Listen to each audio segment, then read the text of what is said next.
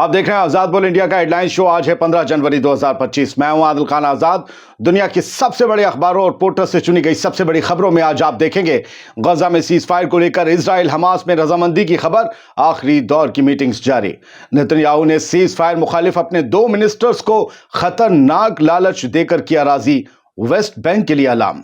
West Bank में भी हो रहा आईडीएफ का नुकसान, फौजियों से भरी गाड़ी उड़ाई, सामने आई तस्वीरें। साउथ कैलिफोर्निया में और भड़केगी आग, तूफानी हवाएं ला सकती हैं तबाही। और रूस ने 100 से ज्यादा ड्रोन्स और मिसाइल से यूक्रेन को दहलाया। उधर साउथ कोरिया के प्रेसिडेंट को कोर्ट ने जेल भिजवाया। चलिए करते हैं शुरुआत गजा में सीज फायर की खबर। इस सर फहरिस्त हमास और इजराइल गजा सीज फायर होस्टेज एग्रीमेंट के करीब हैं। मीडिएटर्स का यह कहना है कि हमास ने कहा है कि कतर में जारी मुज़ाकरात यानी कि मीटिंग्स आखिरी दौर में हैं, जबकि एक इजरायली ऑफिशियल ने यह कहा है कि इजराइल सीज फायर के लिए तैयार है। इजराइल भी तैयार है। इजराइल को हमास से उम्मीद है कि पहले फेज में 33 हॉस्टेजेस को रिलीज किया जाएगा। इसके साथ ही मजीद फिलिस्तीनी कैदियों को जो कि इजरायली जेलों में बंद हैं वहां से उन्हें रिहा किया जाएगा। हमने आपको कल ही बताया था, हर एक इजरायली के बदले 30 फिलिस्तीनी आजाद होंगे। हॉस्टेजेस की रिलीज इस मुमकिना डील का पहला फेज होगा। इस डील का सेकंड फेज जो जंग के खात्मे के लिए है, उसके लिए मीटिंग्स का दौर इस डील के अमल में आने के 16वें दिन शुरू होगा। ज्यादा जानकारियां सामने नहीं आ रही हैं, जितनी हैं आपके सामने पेश कर रहे हैं। इससे ज्यादा नहीं दे सकते क्योंकि इससे ज्यादा जानकारियां सामने नहीं हैं। जैसे ही मोहर लगेगी आपको जरूर बताएंगे। बढ़ते हैं आगे। इसी सिलसिले में दूसरी खबर है, उसका रुख ये लेते हैं। सीज फायर डील के लिए बेंजामिन नेतन्याहू की कैबिनेट के 2 वजीर यानी कि 2 कट्टरपंथी मिनिस्टर्स राजी नहीं थे और ना ही हैं। तो फिर नेतन्याहू ने उन्हें सेट कैसे किया, आइए समझते हैं। इजरायली मीडिया रिपोर्ट्स के मुताबिक Israeli prime minister Benjamin Netanyahu ने Israeli security minister Itamar Ben Gvir जो कि बड़ा कट्टरपंथी है, और इजराइल का जो फाइनेंस मिनिस्टर है बेजलेल स्मोट्रिच, ये भी कट्टरपंथी है। इन दोनों को कुछ दिलकश प्रपोजल्स नेतन्याहू ने दिए हैं, जिनमें वेस्ट बैंक में सेटलमेंट्स का दायरा बढ़ाने और सिक्योरिटी मेजर्स टाइट करने की बात शामिल है। यानी कि सिक्योरिटी और टाइट करेंगे, आने जाने पर नकेल कसेंगे फिलिस्तीनियों के, और अपने इलीगल सेटलमेंट्स भी हम वेस्ट बैंक में बढ़ाएंगे, फिलिस्तीनियों के घर कब्जाएंगे। ये लालच है। ये दोनों ही कट्टरपंथी मिनिस्टर्स गजा में सीज फायर के खिलाफ हैं। लिहाजा रिपोर्ट्स कहती हैं कि इनका ध्यान वेस्ट बैंक में अपने इरादे पूरे करने की तरफ लगाया गया है, ताकि गजा में सीज फायर के खिलाफ नेतन्याहू को किसी भी इंटरनल प्रेशर का सामना न करना पड़े, ना ही किसी इंटरनल मुखालफत का सामना करना पड़े, क्योंकि खुद नेतन्याहू इस सीज फायर को करने के लिए प्रेशर में है। एक तो अमेरिका का प्रेशर, दूसरी तरफ उसके फौजी मारे जा रहे हैं। इस लिहाज से देखें तो हमें वेस्ट बैंक के लिए फिक्रमंद होने की दोस्तों जरूरत है कि अब वहां क्या होने वाला है। वहां तो हर वक्त इजरायली सिक्योरिटी मौजूद रहती है, तो वहां से आईडीएफ या पुलिस को निकालने की शर्त तो रखना भी आसान नहीं होगा और रखी भी नहीं जा सकती। नेतन्याहू ने दोनों वजीरों को यकीन दिलाया है कि आने वाले एक्शंस उनकी मकबूलियत, उनकी शोहरत, उनकी जो कहते हैं ना चर्चा बढ़ाने में मददगार होंगे, क्योंकि वेस्ट बैंक में सेटलमेंट बनेंगे तो तुम्हारी जय जय होगी। और कहा, उन्हें आगाह भी किया है नेतन्याहू ने कि अगर बेन ग्विर हुकूमत से अलग होता है, जैसा कि उसने कल कहा था मैं अपना सपोर्ट वापस ले लूंगा, तो बेन ग्विर हुकूमत से अगर अलग होता है तो सियासी फायदा सिर्फ स्मोट्रिच के नाम दर्ज हो जाएगा। और यह धमकी खुद बेन ग्विर को दी है। यानी एक दूसरे का डर दिखाकर नेतन्याहू ने दोनों को साधने की कोशिश की है। क्या यह काम आएगा? वैसे मैं जहां तक जानता हूं, बेन ग्विर और स्मोट्रिच की हैसियत इस हुकूमत के बिना कुछ भी नहीं है। इससे पहले इन लोगों का नाम भी नहीं सुना गया था। कुर्सी से इन्हें मोहब्बत है। गजा में शर्मिंदगी के साथ भी अगर सीज फायर हुआ तो ये कुर्सी से चिपके रहेंगे। हाँ, अगर इनकी पार्टी के जो सपोर्टर्स हैं वो इनके खिलाफ होने लगे तो बेंजामिन नेतन्याहू की कुर्सी जा सकती है। ये सपोर्ट वापस खींच लेंगे। टाइम्स ऑफ इजराइल की हेडलाइन देखिए। बेजलेल स्मोट्रिच कहते हैं कि मैं गजा में चाहता हूं कि गजा में जंग जारी रहे, Gaza war must continue, but doesn't say if he will try to thought hostage deal. ये तो कह रहे हैं कि गजा में जो है वो जंग जारी रहनी चाहिए, लेकिन क्या होस्टेज डील के खिलाफ जाएंगे, उसको नहीं होने देंगे, कुछ ऐसा करेंगे, इस बारे में चुप हैं, है ना। तो मुंह खाता है, आंख लजाती है। कुर्सी है, अब कुछ कर भी नहीं रहे हैं, उतर भी नहीं रहे हैं, तो भाई खामोश ही रहेंगे। لیکن کچھ نیوز نیٹ ورک کی ایک تازہ اپڈیٹ کچھ اور کہانی بیان کرتی ہے۔ یہ کہہ رہے ہیں کہ ایک فلسطینی سورس نے العربی الجدید اخبار کو یہ بتایا ہے کہ سیز فائر اگریمنٹ جو غزہ کے لیے ہو رہا ہے، جس پر بات چیت لگ بھگ طے ہے، وہ اپنے مقام تک پہنچنے ہی والا ہے، یعنی کہ عمل میں آنے والا ہے، بٹ اس کا اناؤنسمنٹ پینڈنگ ہے اور یہ ایسی خبر ہے کہ نیتن یاہو ہو سکتا ہے کہ لاسٹ مومنٹ پر اس ڈیل میں پنگا ڈال دے، کچھ اڑچن ڈال دے۔ یہ انہوں نے ایک فلسطینی سورس کا حوالہ دیتے ہوئے کہا ہے جس نے العربی الجدید سے بات کی ہے۔ خبریں تو ہر طرف کی ہونی چاہیے، یہ تو ہے نہیں کہ ہو رہا ہے۔ ہم نیتن یاہو کو سب نے دیکھا ہے، اسرائیل کی نیت سب جانتے ہیں، پوری دنیا جانتی ہے، ایک آکوپیشن ہے جس کا کوئی نقشہ نہیں ہے۔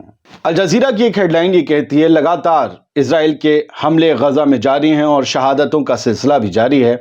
اسرائیل نے 62 لوگوں کو ایک دن میں قتل کیا ہے۔ یہ جسٹ اپڈیٹ ہوئی ہے خبر، پچھلے دن کا ڈاٹا آ گیا ہے، 62 لوگوں کو شہید کر دیا ہے۔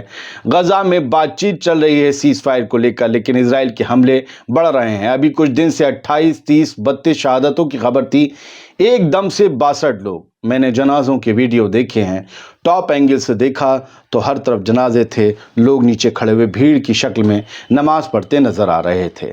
پچھلے 15-16 مہینوں سے غزہ کے لوگوں نے ایک دن میں 5 وقت کے علاوہ نہ جانے کتنی نمازیں پڑھی ہیں، نماز جنازہ پڑھی ہیں۔ آپ بھی جب اٹھا کریں، جب تک یہ جنگ جاری ہے، اِنَّ اللَّهِ وَإِنَّا إِلَيْهِ رَاجِعُونَ پڑھ دیا کریں وہاں کے لیے سوچ کر، کیونکہ یہ تو ہر روز ہو رہا ہے۔ یہ ہو رہا ہے ایک فیملی کے ساتھ۔ اس فیملی کی تصویر، 11 بے قصور لوگ، ان میں بچے، لڑکیاں، عورتیں، ضعیف، ادھیڑ، نوجوان، اس میں کوئی بھی جوان آدمی نہیں ہے۔ 3 پیڑھیاں ہیں، ادھیڑ کی، بزرگ کی اور ٹین ایجرز کی۔ یہ سارے شہید ہو گئے اور بچے بھی ہیں، سارے شہید ہو گئے۔ یہ شکورہ فیملی ہے، شکورہ اینڈ ابو صلاح فیملی، 11 لوگ، 2 فیملیز ہیں۔ ان کا قتل عام ہوا ہے بیت لاہیہ نارتھ غزہ میں، ان کے اوپر بام گرائے گئے، ایئر سٹرائکس ہوئی ہیں ان کی بلڈنگ پر۔ یہ ہو رہا ہے۔ سر بڑھیں آگے جلدی، چلیے بڑھتے ہیں آگے۔ یہ وہ ایک بچی کا میں دکھا رہا ہوں، بس اسکرین شاٹ ہے۔ ایک بچی کی باڈی بھی ملی ہے۔ بتایا ہے کہ الفارابی اسکول پر بمبنگ ہوئی تھی، الیاموگ اسٹریٹ غزہ سٹی میں، سینٹرل میں۔ تو جہاں بام ہوا تھا وہاں سے 200 میٹر دور اس کی باڈی ملی ہے، ٹکڑوں۔ 200 میٹر دور آپ میزائل اور بام کی ایکسپلوزیوز کی انٹینسٹی کا اندازہ لگائیے، کتنے بڑے وار ہیڈ لگائے جا رہے ہیں۔ چھوڑیے، گاڑی کے اوپر گاڑی، گوئنگ ٹو کباڑی، سمجھے؟ یہ ہے، یہ گاڑی کے اوپر گاڑی کس کی ہے؟ گاڑی ہے اسرائیل کے جوانوں کی، جو اوپر لدی ہوئی ہے، لے کر بھی جا رہی ہے گاڑی، وہ بھی آئی ڈی ایف کی ہے۔ کہاں سے؟ ویسٹ بینک میں۔ ویسٹ بینک کے کباتیا میں آئی ڈی ایف گھسی اور وہاں پر ایکسپلوزیو لگا کر ریزسٹنس فورسز نے انہیں اڑا دیا۔ فلسطینی ریزسٹنس موومنٹ نے ایکسپلوزیو ڈیوائس سے دھماکہ کیا، جس میں بتایا گیا ہے کہ 3 اسرائیلی فوجی بری طریقے سے زخمی ہیں، ان کی حالت سیریس ہے۔ ٹائمز آف اسرائیل نے بھی اس کی خبر چھاپی تھی۔ فی الحال تو ہم آپ کو کچھ نیوز نیٹ ورک کے حوالے سے یہ ویژول دکھا رہے ہیں، اس ویژول کو دیکھتے رہیے۔ یہ گاڑی کے اوپر گاڑی، گوئنگ ٹو کباڑی، جو ہے وہ آپ کو پتہ ہی ہے کہاں جائے گی، کیا ہوگا، اس کا چیتھڑے اڑ چکے ہیں، اور اس کے اندر بیٹھے ہوئے لوگوں کا کیا ہوا ہوگا میں تصور نہیں کرنا چاہتا۔ کہیں گاڑی کو اٹھا کر لے جا رہی ہے تو کہیں اسرائیل میں پولیس الٹرا آرتھوڈاکس جیوز کو اٹھا کے لے جا رہی ہے۔ دیکھیے کیسا جو ہے میلے کپڑوں کی گٹھری کی طرح انہیں اٹھایا جا رہا ہے۔ الٹرا آرتھوڈاکس سیٹلرز ہیں جو پروٹیسٹ کر رہے تھے کہ ہم فوج میں نہیں جائب، ہم فوج میں نہیں جائب، ہم مر جائب، ہم کو گھر جانا ہے، لیکن وہاں پر ان کے لیے مینڈیٹری حکم نکال دیا گیا کہ بھیا اگر کھانا ہے، جینا ہے، رہنا ہے، سیٹلمنٹس بنانا ہے تو فوج میں جانا ہے، برابر سے لڑو۔ ابھی تک انہیں چھوٹ ملی ہوئی تھی، تو یہ اس کے خلاف ہیں، یہ پروٹیسٹ کر رہے تھے، پولیس نے انہیں کوٹ دیا۔ مڈل ایسٹ آئی کی خبر میں آپ کو صبح ہی بتا چکا ہوں، میں نے ویڈیو سے وہ چیز پکڑی تھی لیکن اب وہ ہیڈ لائن بن گئی ہے۔ میں نے کیا، بڑے قابل لوگوں نے، تو بڑا ادنا سا انسان ہوں، بس نظر رکھتا ہوں خبروں پر۔ مڈل ایسٹ آئی نے ہیڈ لائن بنائی ہے کہ امریکہ نے کہا ہے کہ حماس مضبوط ہو گیا ہے۔ حماس کے جتنے فائٹرز مارے گئے تھے، Hamas has replaced almost all killed fighters in Gaza with new recruits۔ नए जंगजू मिल गए हैं हमास को, जितने मारे गए थे सारे वापस, पूरा रिप्लेसमेंट हो गया है, जगह खाली नहीं है। इजराइल के दावों का दम निकल गया है, जिसमें कहा गया था 24 में से 22 बटालियन हमने साफ कर दी। अब ये नहीं बता रहा हूं 36 नहीं बन गई। ये वही लोग हैं जिनके बच्चे मारे गए, ये वही लोग हैं जिनके माँ बाप मारे गए, जिनकी बीवियां मारी गई या कोई बहन मारी गई, ये वो लोग हैं। क्या करेंगे? इनमें से वो लोग भी हो सकते हैं, वो भी हो सकते हैं जिनका कोई नहीं मारा गया, लेकिन बस हालात से। यह हैं तो सब गजा के लोग, किसी ना किसी का कोई तो 15 महीने में मारा गया है। ये किस चीज की निशानी है? मैंने इस खबर को क्यों पढ़ा? ये आईडीएफ का ही फेलियर नहीं है, बेंजामिन नेतन्याहू के दावों की हवा निकलना नहीं है कि हमने बटालियन साफ कर दी, बल्कि अमेरिका के लिए भी बड़ा सेटबैक है कि आपके दिए हुए आर्म्स एंड एमुनिशन इजराइल ने बरसाए, उसके बावजूद आप लोग हमास जैसे एक रेजिस्टेंस मूवमेंट को खत्म नहीं कर पाए। खुदा का शुक्र है कि इजराइल की लड़ाई किसी मुल्क की फौज से नहीं हो रही है। क्या सिनेरियोज होते पता नहीं। सच बात को कहने में क्या प्रॉब्लम है? अल जजीरा की एक हेडलाइन देखिए, बताती है ईरान के प्रेसिडेंट मसूद पेजेश्कियान ने सीधे कहा है कि ईरान का ट्रंप के कत्ल की कोशिश या साजिश में कोई हाथ नहीं है। अब ट्रंप राष्ट्रपति बनने जा रहे हैं, जाहिर सी बात है ईरान के साथ उनके रिश्ते कैसे होते हैं उनके दूसरे टर्म में पूरी दुनिया की नज़र इस पर है। वैसे भी वो ईरान के लिए सख्त तेवरों के लिए जाने जाते हैं, लेकिन इस बार कोशिश ईरान की तरफ से ये है कि अमेरिका और ईरान के रिलेशन अगर अच्छे ना हों तो और बुरे ना हों।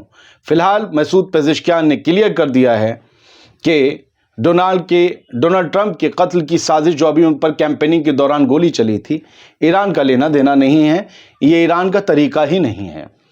CBS न्यूज़ की हेडलाइन है लॉस एंजलिस कैलिफोर्निया अमेरिका में लगी आग के बारे में कि particularly dangerous winds warning yet again for southern California.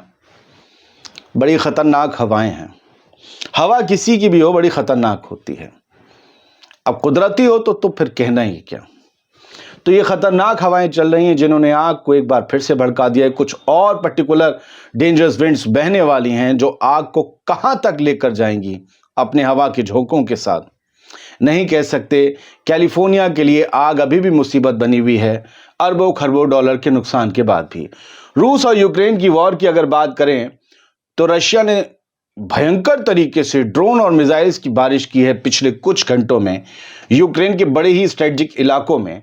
और यह बताया गया है, यूक्रेनियन प्रेसिडेंट व्लादिमीर ज़ेलेंस्की ने ही कहा है कि पूरी रात भर रूस ने यूक्रेन के कई इलाकों पर 40 मिसाइलें दागी और 70 ड्रोन से टारगेट किया, हमारी एनर्जी साइट को टारगेट किया, हमारे गैस इंफ्रास्ट्रक्चर को टारगेट किया और हमारा डैमेज भी किया। और ये है हालत, यूक्रेन के कई इलाकों में पावर कट हो गया है, बिजली नहीं आ रही है। ठंड उधर बहुत ठंड की तरह होती है, हीटर वीटर चाहिए होता है, बिजली ना आए तो लोगों की मुश्किलों में इजाफा हो जाता है। यह खबर यह है कि साउथ कोरिया के प्रेसिडेंट यून को अरेस्ट कर लिया गया है। अभी उन्होंने एक छोटा सारा इमरजेंसी का डेमो लगाया था अपने यहाँ, वो इमरजेंसी कुछ ही घंटों में पलट गई, लेकिन कोर्ट ने उन्हें लपेट दिया। अब डेमोक्रेसी तो इसी को कहते हैं कि कोर्ट देश के सदर को, प्रधानमंत्री को या किसी को भी जो टॉप चेयर पे है उसे भेज दे जेल। तो साउथ कोरिया के प्रेसिडेंट यून जेल भेजे गए हैं क्योंकि उन्होंने मार्शल लॉ लगाया था। मार्शल लॉ तो नाकाम रहा, लेकिन अब उनको जेल भेजना जो है वो फिलहाल काम आ चुका है आवाम के। बहुत बहुत शुक्रिया, आप देख रहे थे हेडलाइन शो। उम्मीद करता हूँ ट्रांसपेरेंसी से आपके सामने सिर्फ खबरें रखी होंगी। बहुत बहुत शुक्रिया। सलामत रहिए, खुश रहिए।